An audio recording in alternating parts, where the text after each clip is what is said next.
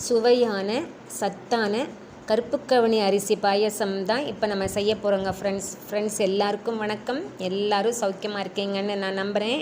இந்த பாயசம் செய்கிறதுக்கு கருப்புக்கவனி அரிசியை எடுத்து நல்லா க்ளீன் பண்ணிவிட்டு கழுவி நைட்டே நம்ம தண்ணியில் ஊற வச்சிடலாங்க. ஏன்னா அந்த தண்ணியவே நம்ம திருப்பியும் நம்ம பாயசம் செய்கிறதுக்கும் அரைக்கிறதுக்கும் நம்ம உபயோகப்படுத்த போகிறோம். அதனால் கழுவி நம்ம ஊற வச்சுக்கலாம். அதுக்கப்புறம் தேவையான பொருள்கள் எல்லாம் நம்ம அரேஞ்ச் பண்ணி வச்சுக்கலாங்க. அதாவது நாட்டு சர்க்கரை, அப்புறம் அந்த பாயசத்துக்கு தாளிச்சு விடுவோம் இல்லைங்களா, அதுக்கு வேண்டிய பொருள்கள், அதாவது பாதாம், முந்திரி, அந்த மாதிரியான பொருள்கள், அப்புறம் ஏலக்காய், தேங்காய் நான் இதுக்கு போடுவேங்க பல்லாக, அதனால் நறுக்கி வச்சுருக்கேன். அப்புறம் பாலும் அதில் சேர்த்துக்குவோம் நம்ம.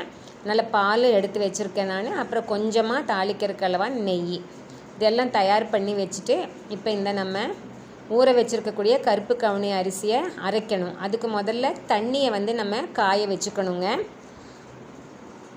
ஒரு டம்ளர் தண்ணியை ஊற்றிட்டு அந்த அரிசி ஊறி இருக்குது பார்த்திங்களா, அந்த தண்ணியும் வடித்து நம்ம இதிலையே ஊற்றிக்கணும். ஏன்னா அந்த அரிசி ஊறின தண்ணியில் நிறைய எசென்ஷியல் நியூட்ரியன்ட்ஸ் இருக்கும். அதனால் அதையும் நம்ம வேஸ்ட் ஆக்காமல் அதில் ஊற்றிக்கலாம். இந்த தண்ணி கொதிக்க ஆரம்பிக்கணுங்க. அதுக்குள்ளே நம்ம மிக்சியில் அந்த அரிசியை, கருப்பு கவுனி அரிசியை போட்டு நம்ம அரைச்சி எடுத்துக்கலாம். இந்த மாதிரி நம்ம அரைச்சி எடுத்து வச்சுக்கணும். இதை அரைக்கிறதுக்குள்ளே பார்த்திங்கன்னா நம்ம ஸ்டவ்வில் வச்சுருந்த தண்ணி நம்மளுக்கு கொதிக்க ஆரம்பிச்சிரும். பை மீன் டைம் நம்ம அந்த பாயசத்தை டெம்பர் பண்ணி விடுறதுக்கு தேவையான பொருள்களையும் நம்ம நறுக்கி வைக்கிறது, நசுக்கி வைக்கிறது, அந்த மாதிரி அது எல்லாத்தையும் நம்ம தயார் பண்ணி வச்சுக்கலாங்க. இப்போ தண்ணி நல்லா கொதிச்சிட்டனால நம்ம அரைச்சி வச்ச இந்த கருப்பு கவுனி அரிசி மாவை நம்ம அதில் ஊற்றணும். இது ரொம்ப கெட்டியாக இருக்கிறனால தண்ணி விட்டு நம்ம கலந்துக்கலாங்க.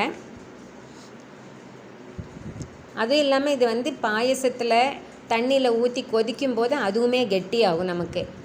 அதனால் தண்ணி விட்டு கலந்துக்கிறது நல்லது. இந்த மாதிரி தண்ணி கொதிக்கும் போது நம்ம அதில் அரைச்ச மாவை ஊற்றணும் அப்படின்னு சொன்னால் அடி பிடிக்காமல் நல்லா வெந்துக்கும், ஒரே யூனிஃபார்மாக வெந்துக்குங்க. நம்ம ரூம் டெம்பரேச்சரில் இருக்கக்கூடிய, அதாவது பச்சை தண்ணியில் இதை நம்ம கலந்து கொதிக்க வச்சோம் அப்படின்னா அடி பிடிக்கிற வாசனை வந்துடும், அடி பிடிச்சிரும்.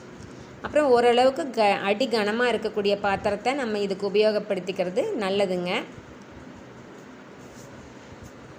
இப்போ அது கொதிக்க ஆரம்பிச்சிருச்சு. சீக்கிரமே கொதிக்க ஆரம்பிச்சிரும். ஏன்னா நம்ம சுடு தண்ணியில் தான் நம்ம ஊற்றிருக்கோம். அதை அடி பிடிச்சிக்காமல் இருக்கிறதுக்காக நம்ம அப்பப்போ கரண்டியில் கலந்து கொடுத்துக்கிட்டே இருந்துக்கலாங்க. நல்லா ஒரு 2 நிமிஷம் கூட ஆகாது, நல்லா வெந்துடும். இப்போ பாருங்களேன், பொங்குது அப்படின்னா அந்த அரிசி மாவு நல்லா வெந்துருச்சுன்னு அர்த்தம். இந்த டைமில் நம்ம எடுத்து வச்சுருக்கக்கூடிய அந்த நாட்டு சர்க்கரையை அதில் போட்டுக்கலாங்க. நல்லா கலந்து கொடுத்துக்கலாம். முதல்லையே நாட்டு சர்க்கரையை போடக்கூடாது. போட்டுது அப்படின்னா ஒரு ரப்பர் மாதிரியான ஒரு சாப்பிட்றதுக்கு அந்த மாதிரி வந்துடும். அதனால் இந்த அரிசி நல்லா வெந்ததுக்கு அப்புறமா தான் நம்ம அதுக்குள்ளே இந்த நாட்டு சர்க்கரையை போட்டு நல்லா கலந்து தரணும். இந்த சூடுலேயே நம்ம கலந்து கொடுக்கும்போது அந்த கட்டியாக, அதாவது சர்க்கரையில் அப்படி கொஞ்சம் கெட்டியாக இருக்கும் பார்த்திங்களா, அது எல்லாமே கரைஞ்சி போய்க்கும். இப்போ ஓரளவு பாயசம் தயாராகிடுச்சுங்க. 3/4 அளவுக்கு பாயசம் ரெடி ஆகிடுச்சு. இப்போ நம்ம பாலை ஊற்றிக்கலாம். நம்ம சாதாரண பசும்பாலும் ஊற்றிக்கலாம், இல்லை தேங்காய் பால் எடுத்து வச்சா அதையும் ஊற்றிக்கலாம். முதல்லையே பாலை ஊற்றக்கூடாது சர்க்கரை போடுறதுக்கு முதல்ல. அப்படி ஊற்றுனா பால் உடஞ்சி போயிடும், திரிஞ்சு போயிடும். அதனால் சர்க்கரை போட்டதுக்கு அப்புறமா நம்ம பால் ஊற்றிக்கணும். இப்போ பாயசத்துக்கு அந்த மற்ற பொருள்களை எல்லாம் போட்டு தாளித்து விட்டுறலாங்க. இப்போ பாத்திரத்தில் ஒரே 1 ஸ்பூன் அளவுக்கு நெய் எடுத்துக்கலாம். இந்த நெய்யில் அந்த பொருள்களை தாளித்து விடும்போது தான் நமக்கு பாயசத்துக்கு உண்டான அந்த வாசனை வரும் இல்லைங்க ஃப்ரெண்ட்ஸ். இப்போ இதில் நம்ம திராட்சை, முந்திரி, பாதாம் கட் பண்ணி வச்சுருக்கோம், அப்புறம் ஏலக்காய் தட்டி எடுத்து வச்சுருக்கோம். இந்த மாதிரி எல்லா பொருள்களையும் நம்ம இதுக்குள்ளே போட்டுடலாம். ஓரளவு வாசனை வர்ற வரைக்கும் நம்ம அதை அப்படி லேசாக வறுத்து கொடுத்துட்டே இருக்கலாங்க.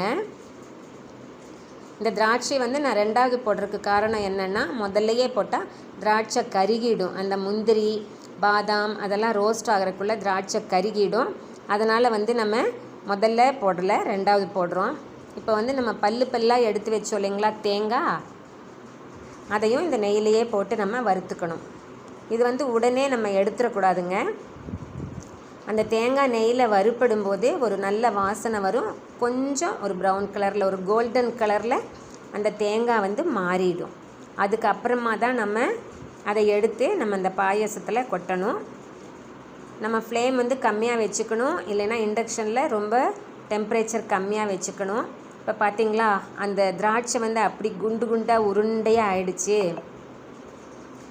இந்த மாதிரி ஆகிறதுக்கு நம்ம இந்த சிம்மில் வைக்கணும், இல்லைன்னா லோ டெம்பரேச்சரில் வச்சுக்கணுங்க. இப்போ வந்து ஓரளவுக்கு ரெடி ஆகிடுச்சு. அந்த தேங்காயெல்லாம் பாருங்களேன், கலர் மாற ஆரம்பிச்சிடுச்சு.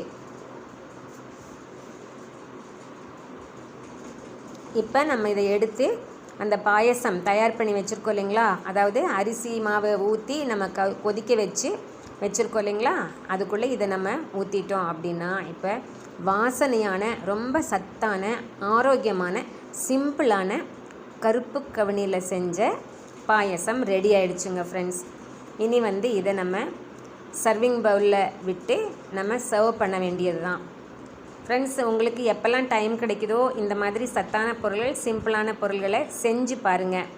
செஞ்சு பார்த்துட்டு எனக்கு கமெண்ட் பண்ணுங்கள். இப்போ நான் செஞ்சதில் ஏதாவது மிஸ்டேக்ஸ் இருந்தது அப்படின்னா அதையுமே எனக்கு கரெக்ட் பண்ணி கொடுங்க. நல்லா டேஸ்ட்டாக இருக்குங்க ஃப்ரெண்ட்ஸ். நீங்கள் கட்டாயமாக இதை ட்ரை பண்ணி பாருங்கள், சரிங்களா?